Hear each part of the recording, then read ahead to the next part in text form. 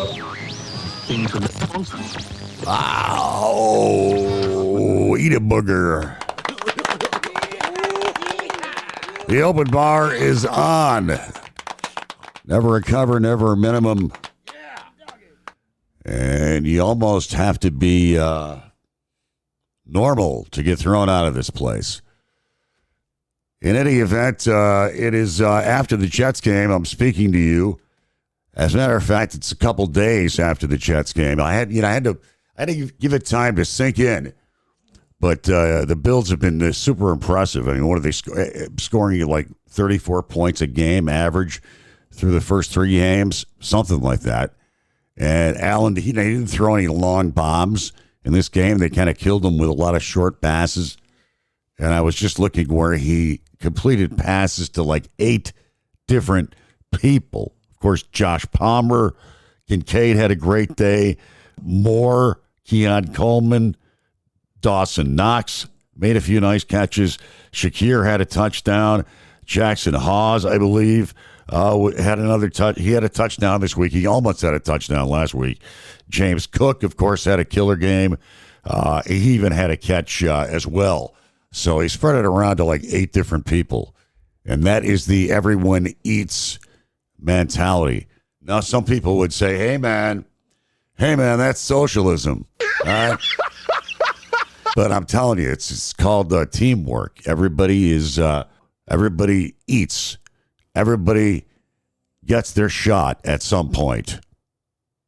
There's just no one guy that they got to force the ball to 10 times a game, or he gets his titties up in a twister like some guy we used to play for us that's now sliding with that whole Cardi B.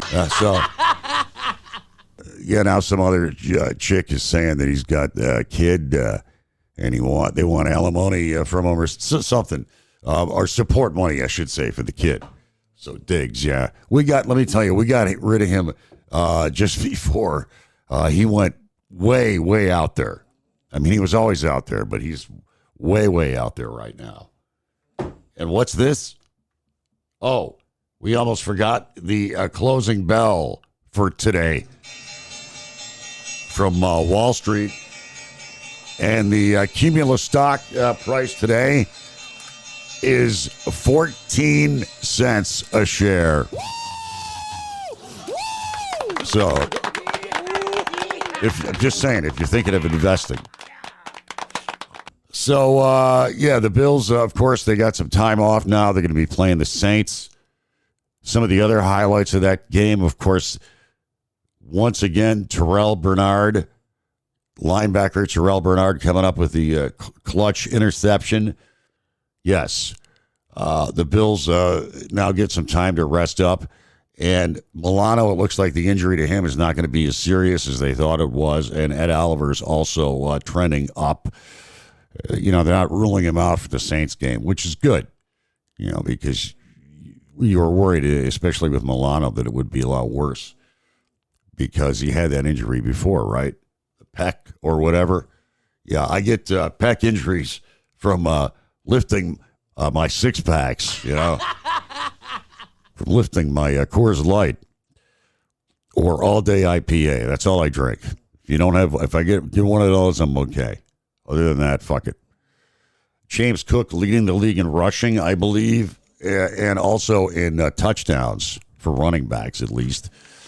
Yeah, I mean, everything's trending up. And, once we get healthy, and plus we get these other dudes back from suspension, you just got to get healthy. We got to get fucking healthy. If not, take some Vicodin or something, okay? We just got to, shoot up and get out there. Like Nick Nolte in North Dallas 40, which is still, in my opinion, the best football movie of all time, bar none. And a lot of people are talking about Deion Walker, the rookie defensive tackle who got his hand up there and caused an interception that, what's his name? Terrell Bernard. I was just singing his praises a few minutes ago. I can't remember names like I did when I was younger. I just can't remember. Listen, I've disconnected a few brain cells. I was watching a video the other day where they say walking You can grow brain. Even when you're older, you can grow brain by walking. I mean, I walk now, like to my car, all right? But, and by the way, today, in case you didn't know, Saturday is National Batman Day. Huh? You're part of the League of Morons. No, I'm serious. It is National Batman Day. Who's your favorite Batman? I mean, for me, it's a no-brainer. It's got to be Adam West, right? Batman 66. That's the only real Batman to me. I know a lot of fans that are fans of the comic book. They always thought that it was a goof, which it was. It was, they were doing it tongue in cheek. They were, it had humor to it. Kids could get into it, because of the wham pow, and then the adults got some of the, tongue in cheek kind of humor. Yeah, it had that going for it. It was campy, but it was fun, man. It was fun. It was not dark in the least. Let's put it that way. And you had to have a colored TV to watch it. They're eating the dog. Yeah, so our old pal Donald Trump is he pissed off. He's pissed at the world as usual, and he thinks that anybody that criticizes him should be fired. Their license should be taken away. They should be put out in the desert with no water and basically left for the buzzards. I mean, that's pretty much what he thinks should happen to anybody that disagrees with him now. He's threatening to take licenses away. Everybody's against Trump. They have licenses. Maybe they shouldn't have them. Maybe they should be taken away. They're all against me. I've never seen, I don't see how people think that Trump is at all macho. I mean, he's a whiny bitch who he surrounds himself with people that are all butt kissers. They're all ass kissers, like this FCC guy who basically said, look, we could do it the easy way. We could do it the hard way. I know I'm paraphrasing, but he said something like that, that these networks get their act together or we'll do it for them, And boom, next thing you know, this company, Sinclair, that's merging with whatever the fuck some other company, they have this deal that's in front of the government because they're going to own even more stations that's legally allowed. They have 500 stations and they want 1,000, something like that. So they're going to they're looking for the government to approve this merger. So, of course, they do what the king wants and they get rid of Jimmy Kimmel because, they got no balls. And they're all bending a knee to Trump, these corporations. And it just goes to show you how unpatriotic these big corporations are. I mean, they really... why don't people get mad at corporations, big corporations? They get mad at poor immigrants, right?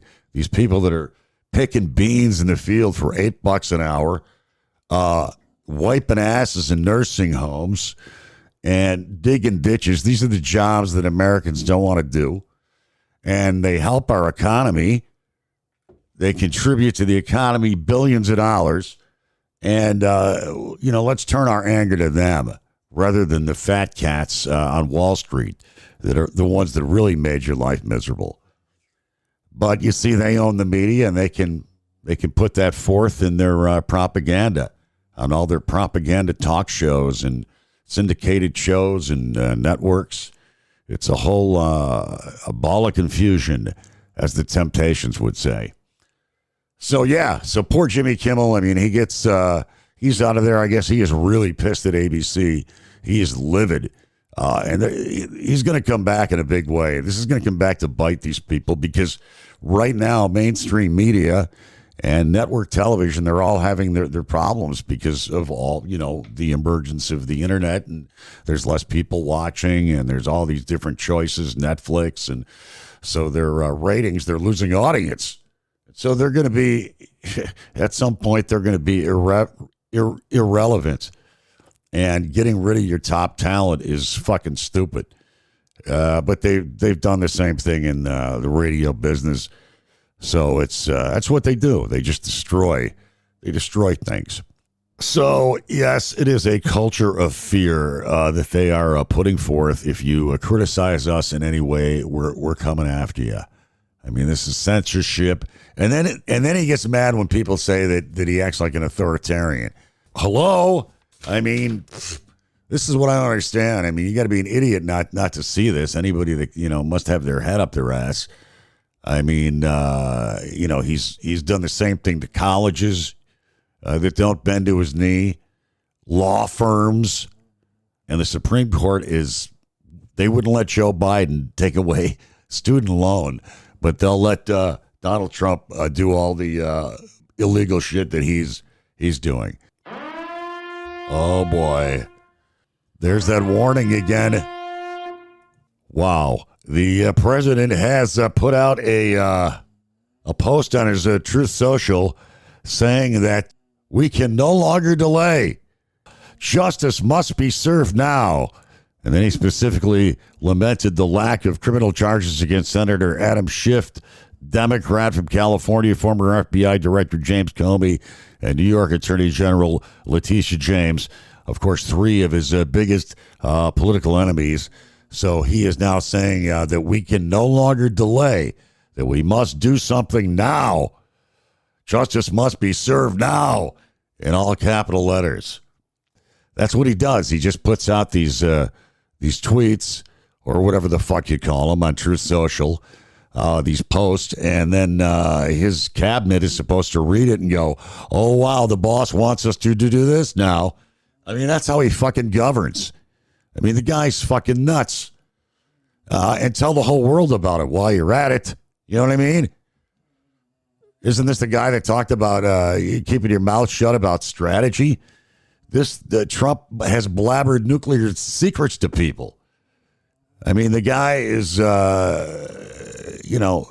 blabbermouth. Thank you, sir. May I have another? And, of course, the Epstein thing is still going on in the background. A big fight there over the release. They had Kash Patel in front of the Congress and the Senate sweating him down. And, man, it really got contentious. I mean, it got really nasty. Check out some of the clips on YouTube. But, he would not basically, he was just coming up with lame excuses why he couldn't release any stuff. He wouldn't admit that the victims' stories were legitimate, or he wouldn't come out and say anything one way or the other. He wouldn't answer the question. So, in other words, he's trying to possibly be a scumbag and blame the victims who are 13, 14 years old or whatever. I mean, this is the kind of people that we have in charge of these important government agencies, just fucking slime balls like this guy, who all he did was blah, blah, blah, blah, when he was a podcaster that we're going to release the Epstein files. And then when he gets there and he's the head of the FBI and he has the Epstein files, he won't release them. And then at one point they were asking him, how many times has Donald Trump been in it? He's like, I don't know. How many times is his name in the report? 1,000? I don't know. No, it's not 1,000. 500? No. Is it 100? No. But he won't tell you how many times his name is in the report. Which at least he didn't deny that he was in the report. But he got really pissed off. And there's some great stuff of some of those arguments with Kash Patel. But what a fucking psycho this guy is. This is another Trump ass kisser. Fucking apple polishers. Medication time. Medication time. And, of course, you've got all the stupid shit going on with RFK and the vaccines. And now to make things even stupider, the Trump administration, it now turns out, has cut childhood brain cancer research. I knew that they cut cancer research, but really, childhood brain tumor research, which is an important project, they've made a lot of advances and everything. They're cutting off the funding. This is that fucking Doge shit, that what they did. The same Doge assholes, Elon Musk, little army of trolls. They now have all your personal information, by the way.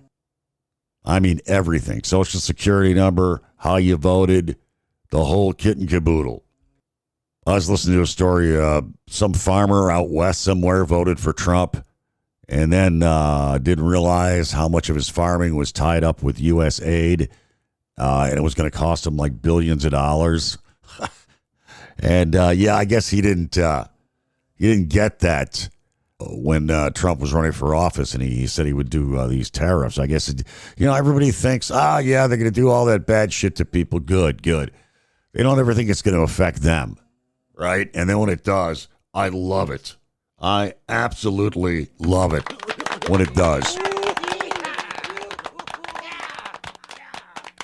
So saw a good horror flick the other day. It's been out for a while, but I got to say it was above average, and I never saw it before. Smile. I think I saw it on Netflix or one of those streaming services, and it was an above average scary flick. If you like scary flicks, like on a 1 to 10, I give it a 7. I mean, it's kind of creepy and violent. Creepy and violent.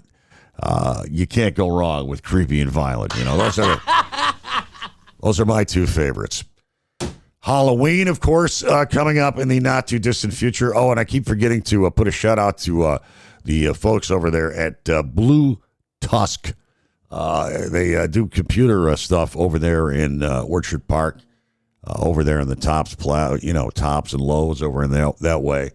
And they helped me get my computer fixed. I couldn't get my damn iPod sunk with I had a new iPod. I couldn't sync it with with iTunes for some reason. I couldn't sync all my tunes that I ripped. So I took it to them, and bing, bang, boom, they figured it out. So then you think, geez, I must be a real asshole. I should have figured that out. All right, that's going to can it for me. I am a Histoire. Until next time, remain calm, circle the wagons, go Bills, live fast, die old, and of course, weed, whiskey, and Warren. Peace out.